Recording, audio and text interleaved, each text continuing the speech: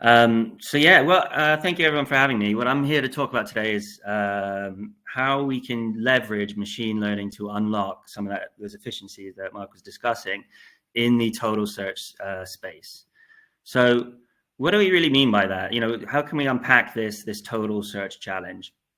And what essentially we're trying to do here within this total search space is trying to work out, the answers to some of the age-old questions of search. So one, is paid search actually worth it?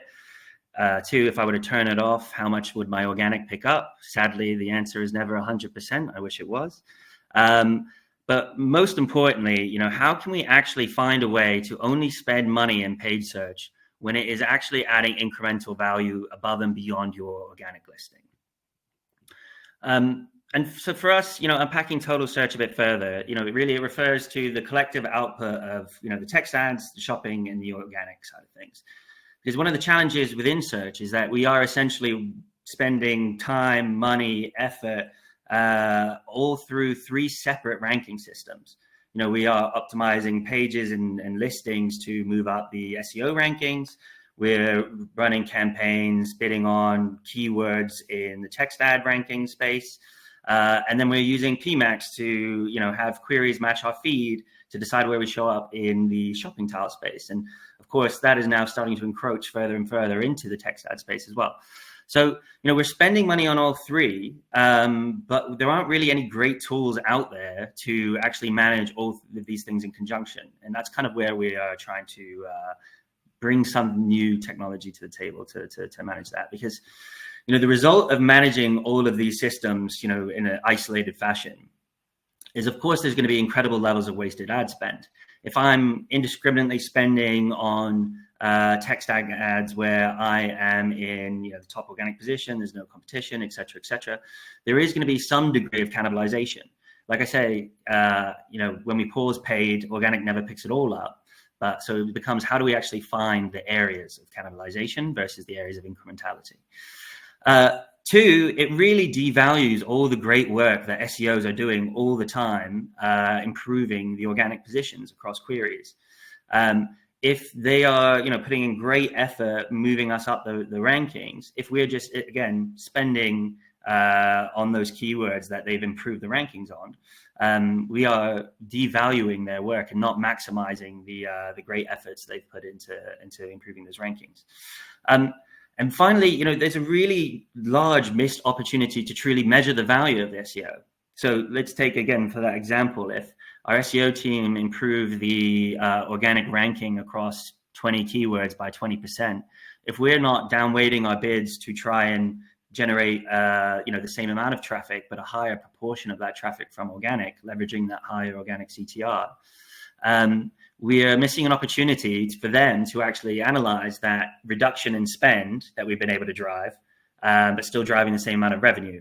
So that, 50K, let's say, we've managed to save, but still drive the same amount of revenue, is a great opportunity for them to actually prove out the value of their hard work, which is often not that easy to do for SEOs. So none of these things really sat well with us. So I'm sure they don't really sit well with you. So this is what, moving on to what we're going to do about it. So how do we solve for total search? So first we want to define our goal, because again, a lot of total search efforts kind of fail before they begin by trying to tackle absolutely everything within search. What we really wanted to focus on here is actually identifying just these areas of overlap, these areas of potential cannibalization. There's going to be loads of paid activity where there's no organic, no really organic data to speak of. There's a lot of organic, which is very much long tail, which isn't worth looking at. We want to focus on these high value organic listings that are driving a lot of organic traffic. So we want to obviously only want to leverage paid channels when they are adding value above and beyond organic. And to allow us to do that, we need to stop looking at these individual siloed metrics and actually switching to KPIs related to total search. So looking at total search profits, total search ROAS, total CTR, total CPC. Rather than treating these things individually, we want to merge these things together.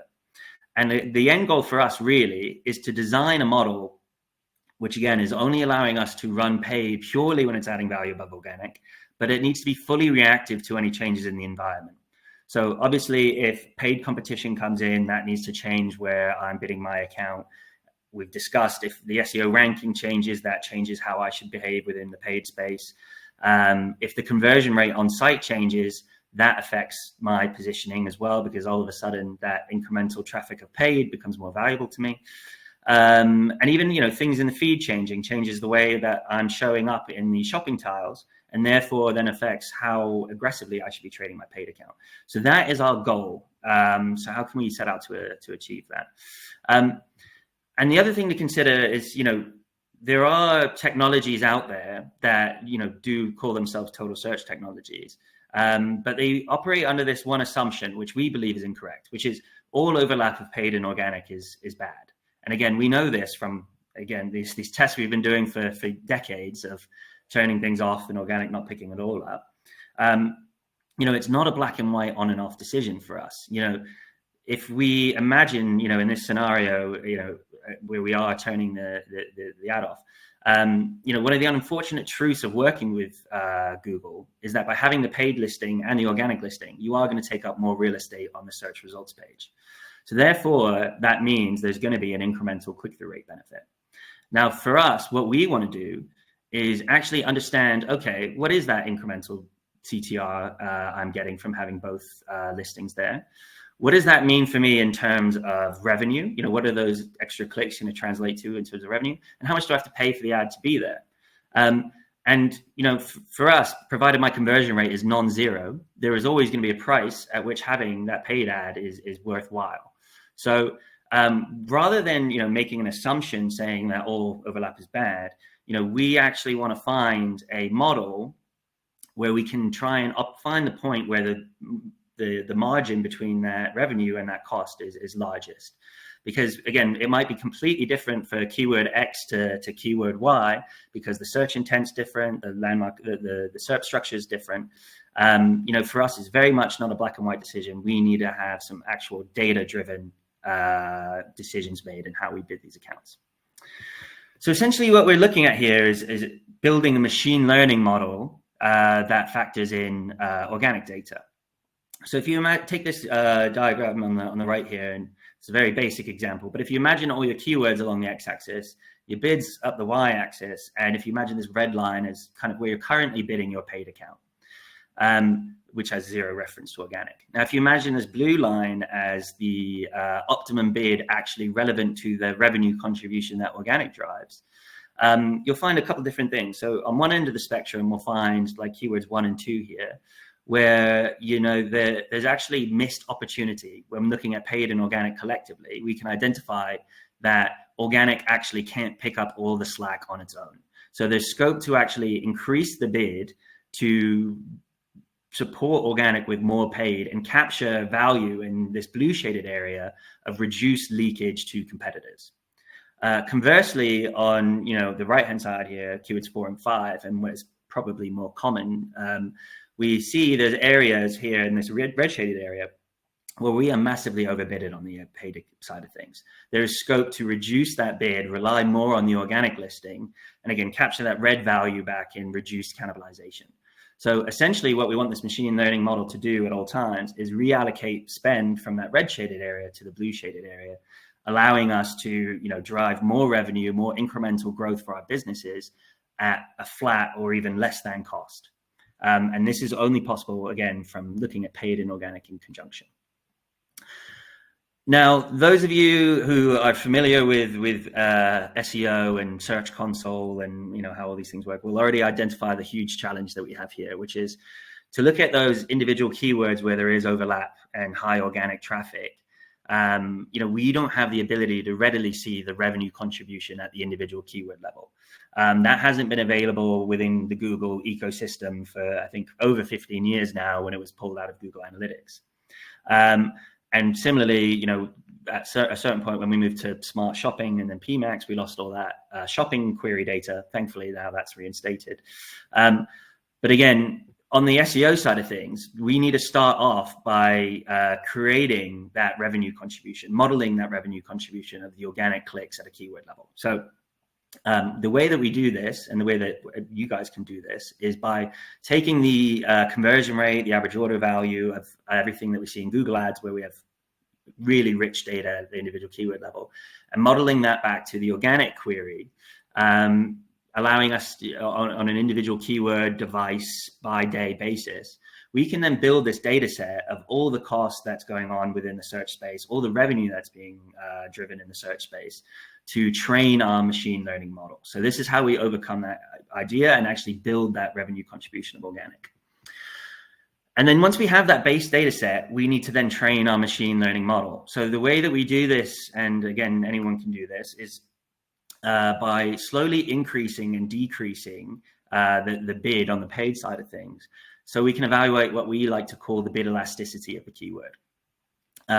So this means we actually now know, what bid step changes are required to deliver a certain degree of a step change in impression share. And again, here is just some data on the right of all of our clients using these types of solutions, where I'm sure this data will be of absolutely no surprise to anyone, but showing a clear negative correlation between organic CTR and paid impression share. So again, this is the data that we build through going through this learning phase to actually arrive at the point where we can set the optimum bid to maximize profits from search when looking at things as a collective. And then we just need to activate it. So we built our bid machine learning model. How do we then activate it? We can obviously provide recommendations on what to do, but we don't want those manual steps. We want to actually have be a functioning bid strategy. So we do that conversion modeling, bringing together that Google Ads and that Search Console data, and then within the GCP ecosystem, run a machine learning model, and then activate that data within the Google Ads via the API, and also within our platform when we work with our platform. And what we're left with, is exactly what we set out to achieve. We've got a pipeline that allows us to completely manage paid and organic activity in unison. So again, if we imagine that the SEO team have improved the ranking, the model will see that benefit to organic CTR and naturally downweight the paid. If we see that the conversion rate has improved on the website, again, all of a sudden that incremental CTR of having both listings is now worth more to me. And the model will then react in kind to that by being more aggressive in the paid strategy to drive and maximize the margins in that space. And similarly, if a paid competitor comes in, the model will actually evaluate and test whether it's worth going back above that paid competition. Does that drive more profit for me in the search space? Or am I better off actually sitting in, let's say, position 2 in this instance, and relying on my organic listing, which is driving great traffic, to generate more profit? And it can even go into the detail of, looking at the changes in ad format and the SERP structure. Let's say at a certain price, all of your ad extensions start to show in full, and again, you take up more real estate on the results page. The model can actually recognize, and test for whether it's worth spending that extra small amount in terms of the CPC to generate that higher CTR and that more revenue. So again, it's a model to completely maximize the profits from search. But what else, the things we also managed to get with the system is, again, unprecedented levels of insight of actually how paid and organic are really related. And again, I'd love to talk through how that works and how particularly SEOs can really drive some value from that too. So by the very nature, this solution is obviously designed to generate maximum value from SEO. We're trying to reduce the paid spend where it's unnecessary. But again, there's ways that SEOs can benefit from this tool just in terms of leveraging the insights as well. So again, this is kind of like a sneak peek of like one of our standard dashboards, where again, you're able to see how all these data points are connected and how they are related within the ecosystem. So what we can track here is, what has changed within, what signal has changed? Has the conversion rate changed? Has the organic position changed? Has the paid competition changed? And looking how the model reacts to that. So what then happens to paid CPC? What happens to paid impression share? What impact does that then have on organic CTR? All these things are trackable over time, and again, filterable down to the individual keyword and device, allowing you to get, really granular detail on what is actually happening within SERP and how those two channels are really related. And how we see SEOs really leverage this is, again, we talked through that that element of using this as a tool to prove out the value of that work and secure more budget and more resource into improving that SEO position, giving that to the C-suite, the marketing director, et cetera, and really showing that. But beyond that, the dashboards can give even more information. So it's really good at building a hit list, and we see SEO teams use it to build a hit list of keywords to focus on.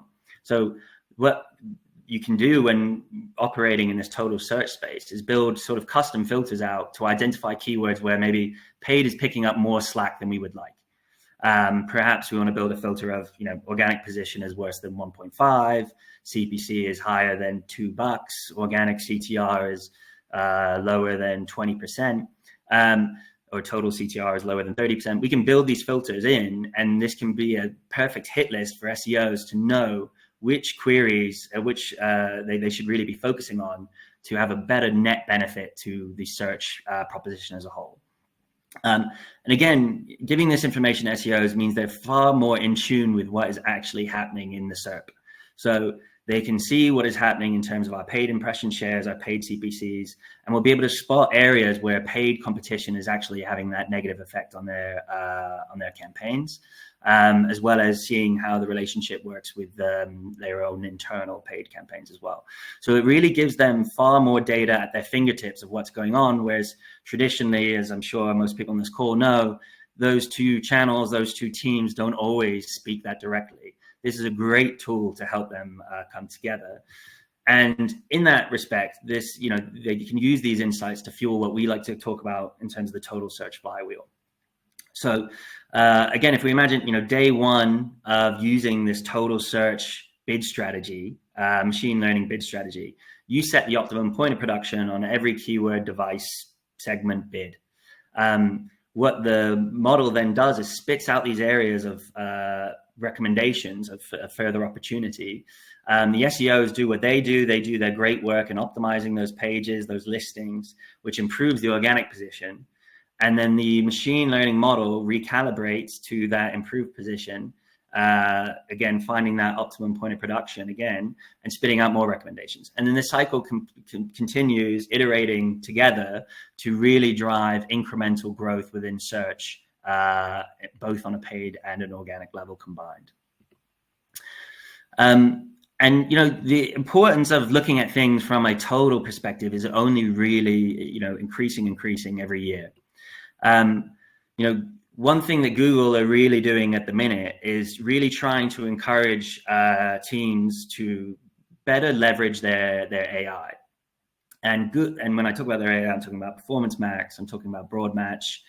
Google are really passionate about getting people to use Performance Max and Hagakure, less is more based page strategies, using more Broad Match, less exact match. And these tools are phenomenal tools. Don't get me wrong, we're big fans of these tools, but they're really best at uncovering the long tail, doing the difficult things, driving new customer acquisition in new areas. That is what they're especially great at doing. But one thing they do, if you leave them completely unchecked, is they will drive spend on those high volume keywords, those high volume organic queries. So what we recommend doing as our best practice is to try and build out all those high volume organic queries as exact match, negativing them away from Performance Max, which is possible if you get in touch with your Google rep, and also from Broad Match and Phrase Match, et cetera. And what this results in is really like a best of both worlds situation of using this model plus Google AI. Means that you can leverage all the benefits of Google AI, really pushing it towards this new customer acquisition point of view, whilst protecting those high volume organic terms from any kind of cannibalization. Because PMax, Broad Match, again, will be driving spend in those areas, and you might not even have visibility on it if you don't have those keywords isolated as exact match. And again, things are changing massively. I'm sure we've all been reading the latest news from Google with the search generative experiences. We know that the page structures are changing. We now know that Google are bringing out mid-page ads, which means that just having a black and white decision of pausing a keyword or just having it constantly on is, really a not particularly efficient strategy. You can imagine a scenario now where you are top in organic and, second or third in paid. These are all things that could be possible in the new way that Google is setting up the pages. And not connecting paid and organic means that you're going to fall behind your competitor set in terms of driving that maximum level of efficiency. So again, using machine learning to identify the optimum position, maybe it's, top of the page, maybe it's mid down the page, maybe it's at the bottom of the page, is becoming increasingly more important.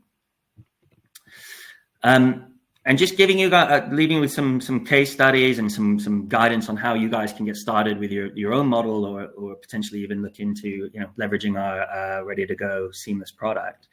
But just a couple of case studies. This is one with one of the biggest pharmaceutical retailers in the UK. And again, this was running a A/B test against their normal activity of looking at total search versus looking at paid search and organic search in isolation.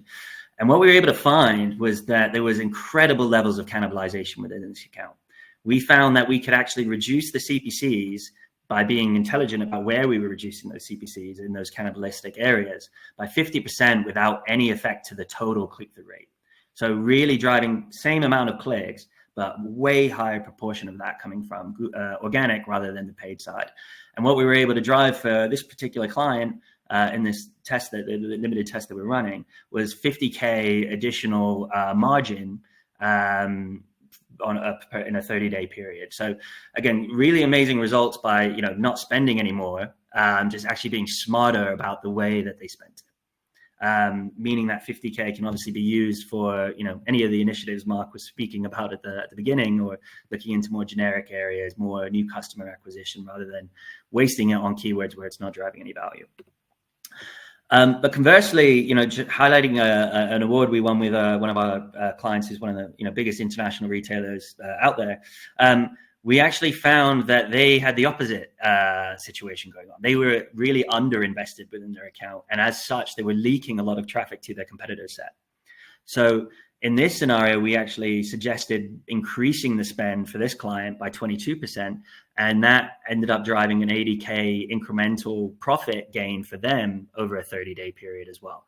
So it really does change from account to account, keyword to keyword, or even on the same keyword. The recommendation one day might be completely different what the recommendation will be in a week's time, because something in the environment changes, the paid competition, the conversion rate, the organic position.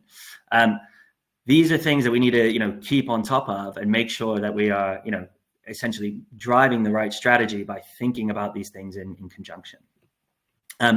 And what I have here, and again, I think will be shared in the chat, hopefully, is that there's this kind of a user guide booklet that we have here, which is actually real client data from clients leveraging our solution. Going through all the different questions, all these age-old questions of search they've been able to answer by using these machine learning models. Again, standard one being, is brands worth it? But there's other ones like, if I rank really strongly on these generic keywords and there's a load of paid competition, is it worth me entering the fight to compete in that space? Or am I actually going to get better profit from actually just having the organic listing? Essentially, is that paid activity just going to be purely cannibalistic? So there's a lot of different ways that you can use these machine learning models to really unpack what is going on within the SERP. So I realized, going out there and building a machine learning model to answer these questions tomorrow, isn't accessible for everyone. So what I'd love to do is just give you some guidance on how you can get started with some very simple tests from tomorrow. The first thing I would really recommend doing, and it always surprises me how few people utilize this, is making sure that you are linking up your Search Console accounts to your Google Ads accounts. With this, you will be able to get access to Google's paid and organic reports. Unfortunately, they only start populating once you've linked them. So please do make sure you're checking and seeing if they're linked tomorrow. Because this is, one of the very few tools that we get from Google to actually look at these things across the board of paid and organic. Obviously, you won't see any of the revenue data in there, but it's a really great start, and that's what you should be making sure that you're doing. Secondly, we really highly recommend that you are isolating those top SEO terms in paid as an exact match keyword. Again, we're all for broad match, we're all for performance max, we're all for these Hager-Curry structures, but let's just make sure that we're protecting those high volume organic queries as exact match, so we have complete control over the incrementality of those keywords. Then I mentioned those paid and organic reports. Do get familiar with those, work out how they work, and then you can start designing some tests yourself. You could change your bid strategy for a particular set of keywords tomorrow and evaluate what that actually looks like in terms of your organic CTRs by leveraging these paid and organic reports. Like I say, we want our model to look at revenue versus cost to make sure it's profit driven. But even without, our machine learning models or one you build yourself, you can do this on a traffic level basis as well. So do make sure you're familiar with those paid and organic reports and you're starting to set up some tests.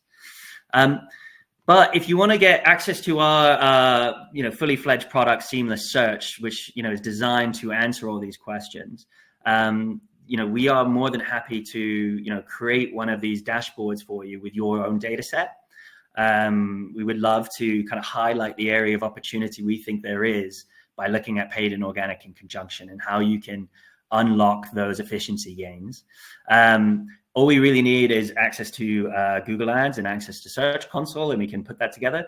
What you will get is a personalized dashboard, and we will even give you that forecast of what opportunity is there on the table for you.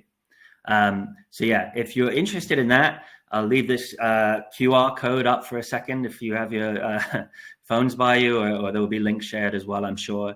But this will take you through to a form where you can kind of request to get that, again, free scan of your accounts in that area of opportunity within Total Search for you. There is limited availability of these. There's only so many seats there, but please do sign up if you're interested, and we would happily articulate that for you and in the form of a dashboard, and even jump on a call to walk you through what we can see. But yeah, that's all I wanted to run through today. I'll move on to the Q&A and bring Bridget and Mark back in. Thanks, Max. And thanks to everybody who submitted questions. We're going to try to get to as many of them as possible. So to start off, we have, what would you see as the minimum/low end paid investment to have enough data to have this work as intended? Yeah, I'll take that one. So again, the more organic click volume you have, the more you're going to benefit from leveraging that in your paid bidding strategy. But that really is probably the only real barometer we have to saying whether, what a minimum should be. You could be spending, only 10K a month, let's say. But if that's just because you're not bidding on, these terms on exact match where you do get that great organic volume, it shouldn't be a blocker to you. So really the only thing to think about is looking at in your Search Console account and seeing how much traffic am I really getting on certain queries, and should I be leveraging that in my bid strategy from a paid perspective. So that would be my guidance there. There really is no minimum or low end from a paid investment perspective. Good to know. All right, so our next question is it fair to assume that this sort of approach really isn't compatible with smart bidding strategies that Google and Microsoft are really trying to push advertisers to these days? Great question. And the answer is you're correct in that assumption. We are with this approach kind of really just trying to prove out the value of that Google expenditure. But we are big Google partners ourselves. We are an agency. We run, we offer paid media management. We are big advocates of Google smart bidding strategies ourselves. So the way that we have built our solution, Seamless Search, is to try and create complete separation from the existing campaigns to make sure that there is zero disruption to your smart bidding strategies. So when you add a keyword into Seamless Search, we duplicate the campaign and the ad group that it's in, all with the same naming convention, just kind of has _seamless at the end. And then we automatically apply negative keywords to the existing campaign structures. So those can continue to be run through Google bid strategies. But then these keywords that we've isolated that have really high organic volume that we think is worthwhile leveraging in our paid bidding strategy will be managed completely separately. So complete separation on both sides, meaning you can continue to do Google best practices on, let's say, 95% of the account, but that 5% of keywords that drive those really huge volumes, let's make sure we're protecting those. Great. Thanks, Max. Next on our list, we have, how else is AI powering search other than from an incrementality point of view? Mark, you want to take that one, or I can jump in? Sure, I'll happily take a first pass, Max, and feel free to add on. But AI empowering search is nothing new, and hopefully that came through in the front. The reality is AI buzzwords really started with the Googles and Microsoft, right? And Google has been integrating AI into their search components for a long time. And I remember when automated bidding was something that you ran through Kensho or Marin, or you had a back-end automated system that you created, and none of us really trusted the platforms of Google to handle that. And over time, it started to learn and get stronger to the point that that first-party data they had access to started to outperform what you saw out of the Kensho and Marin, and their market share reflected the change in how that was working. And then suddenly PMax comes into play and starts to replace even the initial aspects of AI that were in play with some smart shopping opportunities, et cetera. And so it's not new to see AI in our space, especially from paid search. It's more the evolution of it. But to Max's point, it's not to say that you shouldn't be embracing PMax and embracing these AI technologies. The point of this is that we need to head in the exact opposite direction. We need to be taking into account all of those things, but maintaining some information yourself, or some operational control to understand what's going to be in your best interest, is something that we think is critically important. So you don't have to turn off all in on AI or all out on AI, but there's a spectrum of where you can play. And we recommend making sure that if you are going to go all in on AI, make sure that you're getting the right return out of it from a holistic perspective outside of paid, but also from organic. Yeah, and I'll just show. I was glad Mark mentioned put PMax within that as well. It's obviously that is AI in itself, but I think it also gives such exciting opportunities to kind of hack the system with greater AI. There's only so much data that Google has that you supply it.